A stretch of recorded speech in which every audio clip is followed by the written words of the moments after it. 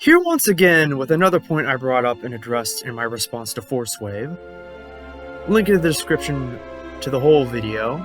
An argument I've seen go around that the Starlog Quote humping crowd that believe the Star Wars expanded universe was never canon, such as Logan, Forcewave, and this guy right here, have argued is that Lucasfilm never really decanonized the expanded universe in 2014.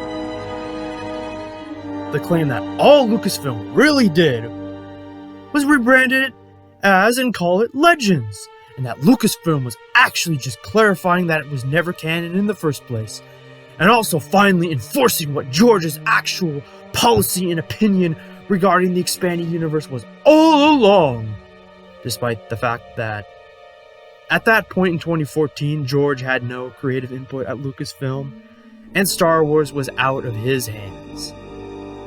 And also that Lucas's opinion on the expanded universe was in fact flip-floppy, inconsistent, and not reliable or clear-cut, as I've proven here. Link to that video down below as well. Their main evidence for this argument the anti-Star Wars EU crowd attempt to use is that in the 2014 article announcement of the Legends rebranding that nowhere does Lucasfilm use the word decanonization, nor do they outright say the Star Wars expanded universe is no longer canon. While this part kind of is true, nowhere in the 2014 article is the word decanonization or the phrases the Star Wars expanded universe is no longer canon said outright word for word. However, because the Starlog Quote humpers, who believe the Star Wars expanded universe was never canon, like to selectively cherry-pick their quotes and evidence, either out of ignorance or deliberately to build their narrative, Logan, Forcewave, and that jkevinparker guy did not read the full article.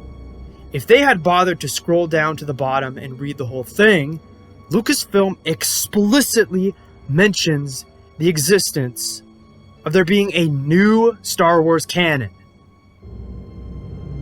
In the article on the bottom, they say, on screen, the first new canon to appear will be Star Wars Rebels. The mere mention of an existence of a new Star Wars canon tells us that there would have been an old one prior. Just as in Star Wars, there's a new republic, implying the existence of an old republic, if I was gonna bring up an example for comparison.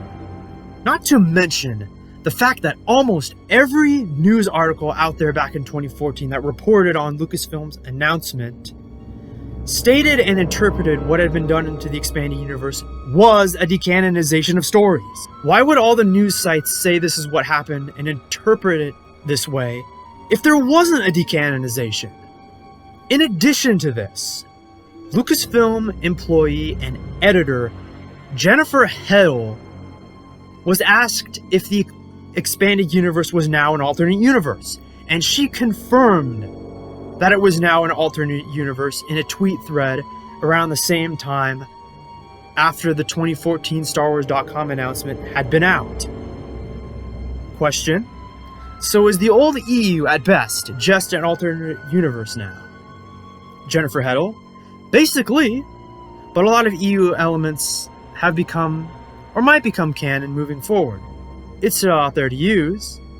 Heddle was also asked about if the post-Return of the Jedi EU was no longer canon in the same tweet thread and confirmed that it was now non-canon.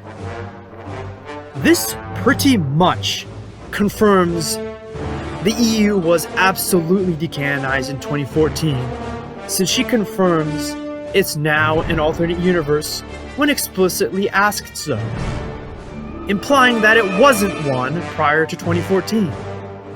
Jennifer Heddle never says that they were clarifying that it wasn't canon in the first place, like Logan, Forcewave, or that Kevin Parker guy like to put out as a narrative. I hope you enjoyed me revealing a little bit at the end of the article that is ignored by the Starlog Quote humpers about there being a new Star Wars canon, and proving that there was indeed a decanonization of the expanded universe, plus the other bits of evidence.